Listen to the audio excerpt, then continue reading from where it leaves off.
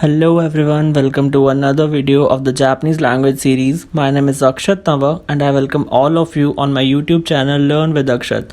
Today we're gonna learn how to make sentences in Japanese. So without wasting your time, let's start. まだ覚えてますか so friends, Japanese language में particles होते हैं जिससे हम sentence बना सकते हैं. उसी तरीके से हमारा पहला पार्टिकल है वा पार्टिकल. वा पार्टिकल इंडिकेट करता है कि जैसे उससे पहले जो नाउन है वो टॉपिक है पूरे सेंटेंस का और हमें उसी पे फोकस करना है. और जो स्पीकर है, जो बोल रहा है, बंदा या बंदी जो भी बोल रहे हैं, वो वा पार्टिकल ऐड करके बता सकते हैं कि वो किस बारे में बात करना चाहते हैं. जैसे कि हमारा पहला एग्जाम्पल है वाताशी वा अक्षत दिस, means I am Akshat. Second है हमारा दिस. दिस एक्चुअली पार्टिकल नहीं होता है, ये एक प्रेडिकेट की तरह काम करता है सेंटेंस में. थोड़ी सी पोलाइटनेस शो करने के लिए भी होता है क्योंकि जापानीज़ लोग काफ़ी पोलाइटली बात करते हैं. सो जैसे अपने हिंदी लैंग्वेज में हम बोलते हैं कि मेरा नाम अक्षत है, मैं एक कंपनी एम्प्लॉय हूँ, मैं एक बैंक एम्प्लॉय हूँ, तो जो हूँ वाला काम है या फिर है वाला काम है वो ये दिस पार्टिकल करता है यहाँ पे. एक्चुअली जापानीज़ लैंग्वेज को अगर हम ट्रांसलेट करें हिंदी में तो आप काफ़ी इजीली सीख पाएंगे as compare to English. For example वाताशी वा काइशा इन दिस means I am a company employ, मैं एक कंपनी का कर्मचारी हूँ. तो जो हूँ वाला काम है वो यहाँ पे दिस करता है, ये पार्टिकल नहीं है, याद रखना. और इसको देसू नहीं बोलेंगे, इसको देस ही बोलेंगे, तो गलती मत करना, देस ही बोलना. अगला पार्टिकल है हमारा जा आरिमासेन और देवा आरिमासेन. देवा पोलाइटनेस शो करने के लिए होता है कि जहाँ पे आपको पोलाइटली बात करनी है वहाँ पे आप देवा आरिमासेन यूज़ कर सकते हैं. या जैसे अपने किसी सीनियर से बात कर रहे हैं या फिर अपने पेरेंट्स से बात कर रहे हैं तो आप वहाँ पे देवा आरिमासेन यूज़ कर सकते हैं. जैसे कि एग्जाम्पल ले लेते हैं, संतोषु सान वा गाक्सेई जा अरिमासेन, mister Santosh isn't a student. Mister Santosh जो है वो स्टूडेंट नहीं है, तो यहाँ पे आप जा अरिमासेन को यूज़ कर सकते हैं नेगेटिव बोलने के लिए. सो अगला पार्टिकल है हमारा दिस का. ये पार्टिकल हमें क्वेश्चन फ्रेम करने के लिए होता है. जैसे हमें कोई क्वेश्चन फ्रेम करना है या फिर जहाँ पे कहीं आपको कोई डाउट हो या किसी चीज़ को लेके आप अनसर्टेनिटी हो आपके माइंड में, तो वहाँ पे आप इस चीज़ का यूज़ कर सकते हैं. इस पार्टिकल को आप वहाँ पे यूज़ करेंगे.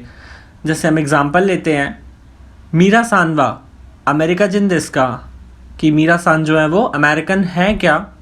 सो जो क्या वाला काम है वो का पार्टिकल करता है यहाँ पे. अगर आपको इसका रिप्लाई करना है तो आप सिंपली बोलेंगे हाय अमेरिका जिन दिस, कि yes he is an American, वो है अमेरिकन. ठीक है. एंड अगर आप किस चीज़ को डिनाई करते हो कि वो अमेरिकन नहीं है तो आप बस ऐसे बोलेंगे ये अमेरिका जिन जा अरिमासेन, कि वो अमेरिका जिन नहीं है, कि वो अमेरिकन नहीं है. एंड एक और एग्जांपल लेते हैं मीरा सानवा सेंसेई दिस का, कि मीरा सान जो है वो टीचर हैं क्या. और अगर आपको हाँ में अगर आपको आंसर देना है कि यस वो टीचर हैं तो आप बोलेंगे हाय सेंसेई दिस, कि वो सेंसेई हैं, वो टीचर हैं. और आपको डिनाई करना है तो आप सिंपली बोलेंगे ये सेंसेई जा अरिमासेन, no he isn't a teacher, कि वो टीचर नहीं है. अगला पार्टिकल है हमारा मो पार्टिकल. मो पार्टिकल सिंपली हिंदी में भी वाला काम करता है, कि हाँ वो भी हैं, वो भी करते हैं, वो भी उसका स्कूल में टीचर हैं.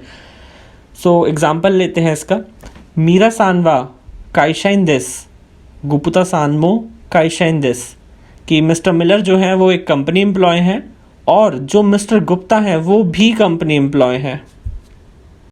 अगला पार्टिकल है हमारा नो पार्टिकल. नो पार्टिकल दो चीज़ों को कनेक्ट करता है और जो नाउन वन है हमारा उसको उस बंदे की बिलोंगिंग बताता है, कि वो उस कंपनी के या फिर उस चीज़ या किसी ऑर्गेनाइजेशन से वो बिलोंग करते हैं. हम इसका एग्जांपल लेते हैं मीरा सानवा नोकिया नो शाइन दिस. जो मिस्टर मिलर हैं वो नोकिया के एम्प्लॉय हैं, कि यहाँ पे नोकिया जो है वो एक ऑर्गेनाइजेशन हो गई और जो मिस्टर मिलर हैं वो एक पर्सन है जो उस ऑर्गेनाइजेशन से बिलोंग कर.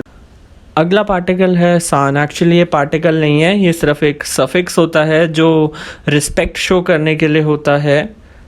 जैसे कि हम हिंदी में जी लगाते हैं या श्रीमान, जो भी आप लगाते हैं, इंग्लिश में मिस्टर लगाते हैं, तो यहाँ पे बस वो सान जो है एक रिस्पेक्ट शो करने के लिए होता है। जापानीज़ लोग सबके नाम के पीछे लगाते हैं ये। सो अगर आप जापानीज़ सीख रहे हैं तो आपको भी सबके नाम के पीछे लगाना सीखना ही पड़ेगा, या फिर आपको कंपलसरी है। अगर आप ये नहीं बोलेंगे तो जापानीज़ लोग सोचते हैं कि कितना बदतमीज़ का इंसान है, क्योंकि वो काफ़ी पोलाइट होते हैं।